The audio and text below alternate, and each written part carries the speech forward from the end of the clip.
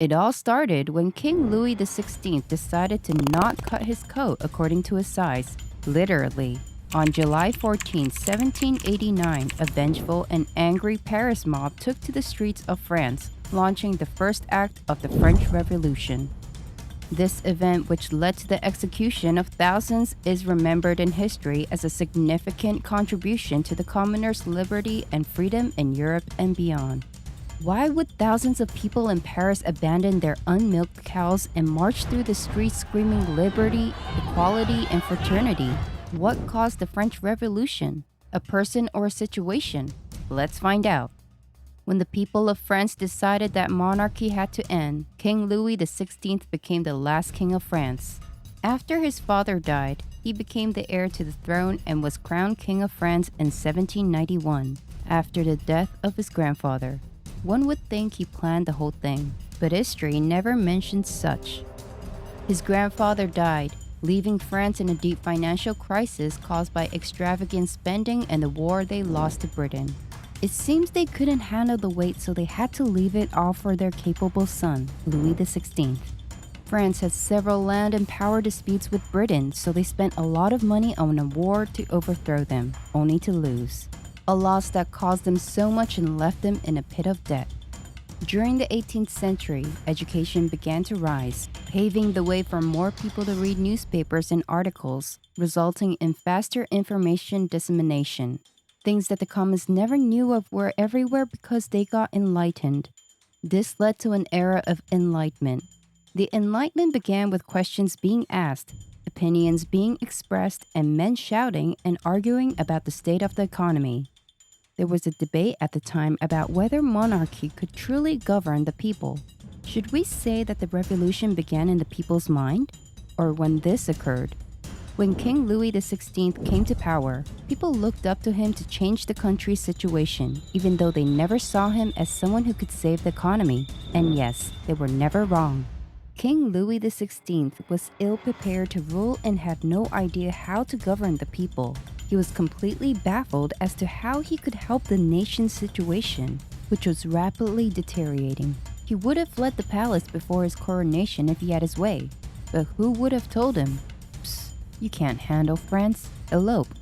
Everyone hoped he would outperform his grandfather, but the reality was never the dream.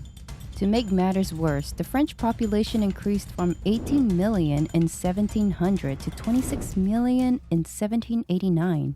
With the Third Estate General members accounting for approximately 80% of the total. The Estate General is divided into three sections: the clergy, nobles, and commons. The clergy and nobles were considered the elites, those in French society who have more privileges and power, and also paid little or no tax. The commons, on the other hand, are those who have little or nothing. According to elites, the commons were in France to work so everyone could eat. Paris alone had up to 600,000 inhabitants, with roughly one-third of them being poor or unemployed. Due to a lack of resources, the remaining farm workers were unable to produce and transport enough farm produce. Between 1770 and 1790, food prices rose by 65%, resulting in mass hunger among the commons. There was hunger here, but the elites never had anything to worry about. They always had a stall full of food they never worked for. Grains and bread that were owned by the people but were never theirs. With France in financial distress, how could Louis XVI possibly meet the needs of the people?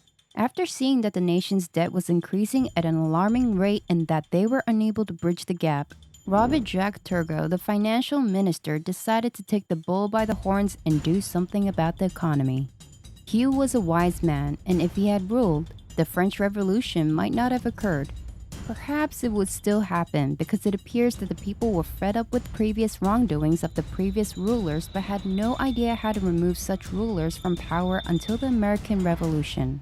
It gave them the courage that they could do something to improve their situation on their own.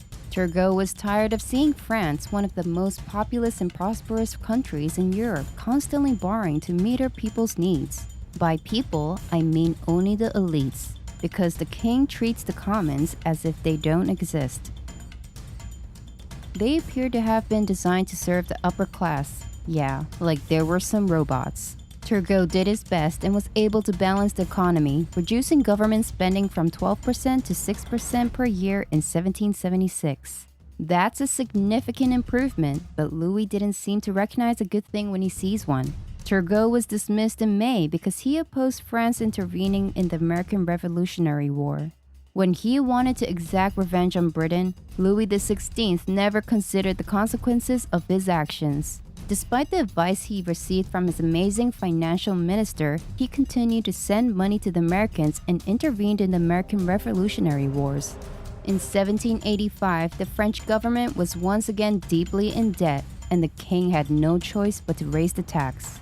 Things became so difficult for the commons that they began stealing and looting things they couldn't afford. It was a disaster, and the country was in complete disarray. Louis XVI appointed a new Controller General of Finance, Charles de Calonne. Calonne advised that the taxation policies should be changed and the remaining two estates should be taxed. He noticed that the burden of taxation was too great on the commons because they were expected to pay for everything. If you breathe too much, you'll pay a tax. If you eat too much, you'll pay a tax. If you think too much, you'll pay a tax. This issue was brought before the Assembly of Notables, and the nobility refused to pay tax despite Calonne's plea. After a series of arguments, they later concluded that only the Estates General could approve it. So in May 1789, King Louis convened the Estates General for the first time in over 150 years. During this meeting, the first two members of the elite sat and ignored the commons. This was the usual. The voice of the commons never mattered, only theirs did. Each estate sat separately from the other, and King Louis gave each estate a vote, resulting in a 2-in-1 situation. Despite the fact that the third estate clearly represented 80% of the population, the other two estates were able to vote out the opinions of the third estate. On May 5, 1789, the Estates General met at the Menus Plaisirs du Roi, which was close to the Versailles Palace. During this meeting, each estate gathered in different rooms. The Second Assembly proposed that only landowners be permitted to vote. This led to the dismissal of Comte de Mirabeau, a well-known public speaker for the Commons who was a member of the Second Estate, one of the few Commons who had a name amongst the elites. To say the least, because the others will always have an advantage over the third class to a vote, Sieyès decided to merge all three assemblies together. Do you think it will work? To some extent, it did. Abbé Sieyès was unable to unite the assembly, but his actions led to something even better. On June 10th, he decided that the third house should have its own deputies, resulting in the formation of the National Assembly. It was unbelievable when the whole process was completed on June 17th. Approximately 100 members of the First Estate joined this new constitutional structure.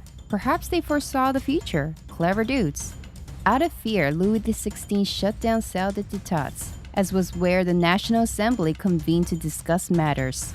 He claimed that the hall needed to be prepared for a royal speech, so they had to evacuate. The National Assembly met on June 20th at a tennis court outside Versailles and vowed not to disperse until a new constitution was agreed upon.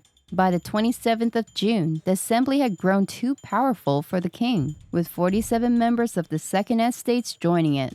Louis fired Jacques Necker, one of the most progressive ministers who had the people at heart and also improved the situation of the country. On July 12th, following rumors of the king bringing in a Swiss army to take the commons down, the people became enraged and decided to protest. When the elite soldiers saw the mob, they refused to disperse them and even assisted in an attack on the Bastille, a royal fortress with lots of ammunition. Bernard-René de Launay, the general at the Bastille, was executed in a hotel, and his head was paraded around the city on the spikes of a spear. The people were afraid that the king would crush their attempt at liberty and wanted to stop him by any means possible. This was exacerbated when the king fired Jacques, the only non-noble minister, prompting the 1789 Revolutionary March. The march that started the revolution that changed the course of history. Don't forget to leave a comment and let us know what you think about King Louis XVI, as well as subscribe and like this video to get more informative history content. Till next time, bye.